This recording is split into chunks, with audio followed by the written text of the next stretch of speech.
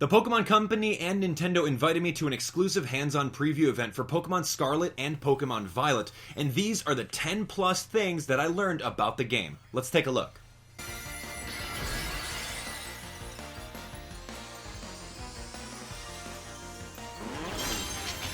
Hey everyone, it's Abdallah here with some exclusive coverage for Pokemon Scarlet and Pokemon Violet. Special thanks to Nintendo and the Pokemon Company for the exclusive invite. We're going to talk about 10 things that I learned about the game and how I felt about each of them. There's a ton of new information not necessarily released from official sources here, so stick around to absorb it all.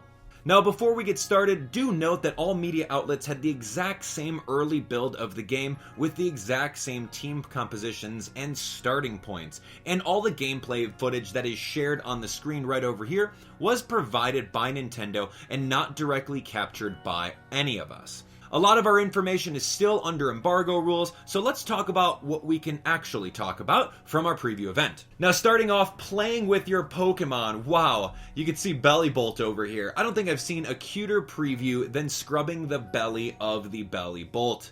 Just look at how cute this thing is. Using this feature to interact with your Pokemon is going to be pretty exciting. As of right now, I can't confirm what types of boosts you'll receive from playing with your Pokemon at a picnic, so let's stay tuned for more.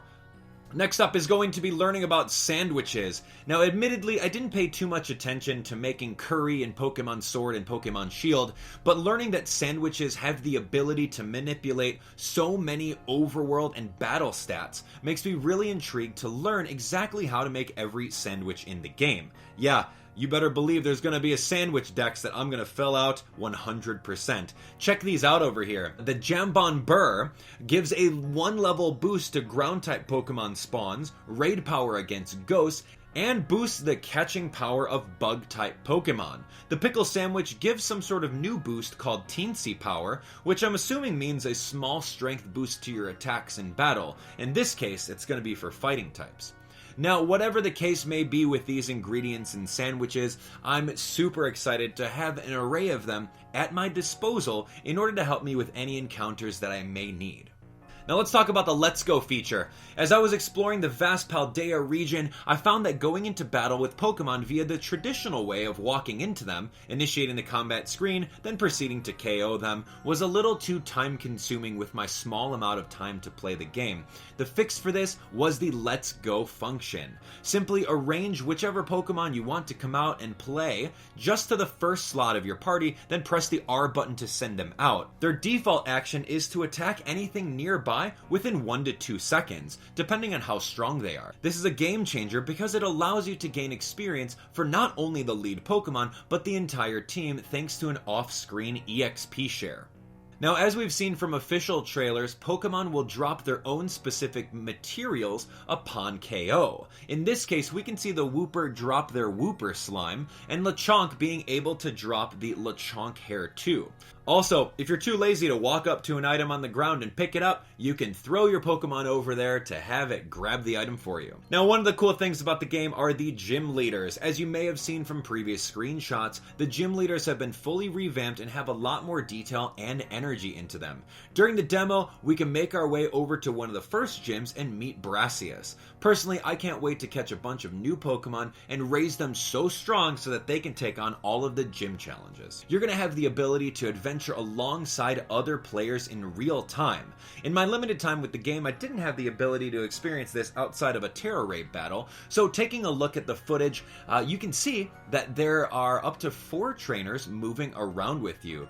This also shows off the photo mode, which seems pretty fun, and it appears that you can use a handful of fun little emotes such as over here, cheer, yup, fighting stance, what's that, make a heart, and much more in order to communicate without using any words. Whew! That's a lot of Pokemon info so far. Speaking of, did you know that I've got full playlists of Pokemon Legends Arceus and many other Pokemon videos on my channel? We're on the road to 1 million subscribers, so if you enjoy Pokemon and want to help us reach our goal, hit that subscribe button. It only takes a second and there's tons of content to binge while waiting for Pokemon Scarlet and Pokemon Violet to release. I'd love to have you.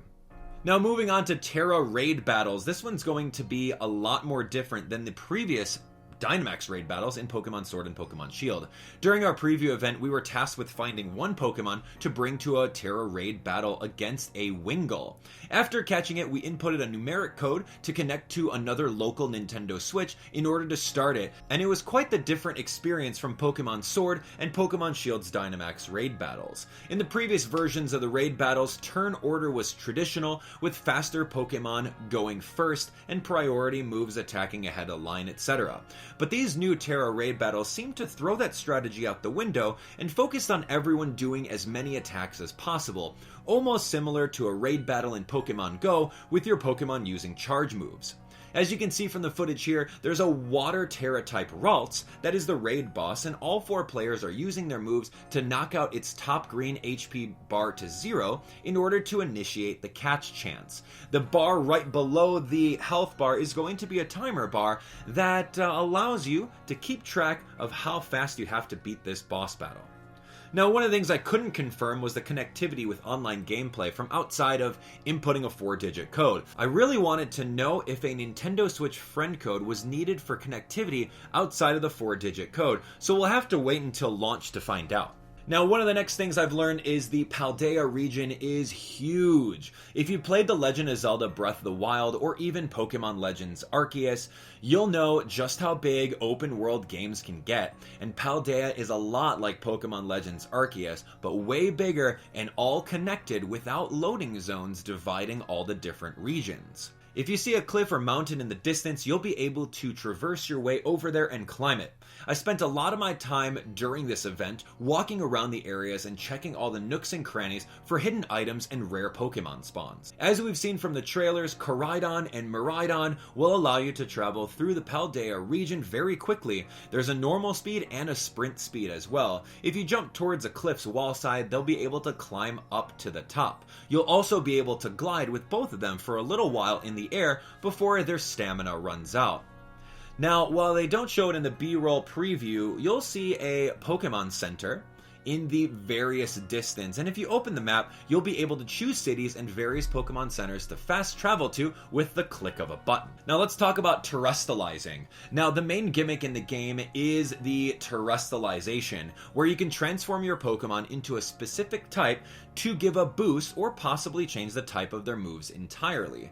During the demo, Armarouge had a Fire Tera type, and it offered a little bit more damage when using it. I'm excited to see what other Tera types are going to be around, as I stumbled upon a shining Jigglypuff in the overworld that had a different Tera type. Upon seeing it from a distance, it totally looked like a shiny Pokemon, but it was only a Tera type. Don't worry, we'll get to shiny Pokemon eventually. Now we're going to talk about Team Star. Now, as I was exploring cliffs and traversing the vast map of Paldea, I noticed a bunch of Team Star banners. Thinking I could sneak into the area by climbing up the mountain and then jumping in, I immediately got blocked and forced out. Upon properly entering through the front gate by accepting their challenge, I was tasked with quick battling 30 of their Pokemon via the Let's Go feature. With this feature, you can choose up to 3 Pokemon to bring to battle, so I brought Pokemon who were going to be strong against fire types. Let's just say Wiglet put in a lot of work that day. After completing the 30 KOs within that time limit, I got the opportunity to battle against Mela and her Torkoal. Boy, was that drought ability such a hindrance against my pre-made team. Without spoiling too much of the story, you're going to really enjoy the surprise in this battle. And last but not least, let's talk about character customization. Man, Pokemon games have been slowly dipping their toes into character customizations over the last few iterations, and in Pokemon Scarlet and Pokemon Violet, you'll notice that their customization options are plentiful, housing way more options than any other game before this. Not only do you get to set up your character at the beginning of the game, but you also get the opportunity to change literally anything you want about your character at any time of the game from just a few clicks in your menu. I'm so excited to try out a bunch of new hairstyles and other customization options. Well, there you have it. 10 plus things I learned about Pokemon Scarlet and Pokemon Violet thanks to a special invite from the Pokemon Company and Nintendo. What are you most excited for? Did you have any questions about the demo? Leave your inquiries and questions in the comments and I'll try to answer as many of them as I can. Now, be sure to hit that subscribe button and turn on notifications so you can be ready for all of my Pokemon coverage when the game launches in November. Thanks for watching, thanks for sharing, and I'll see you on the next one. Take care.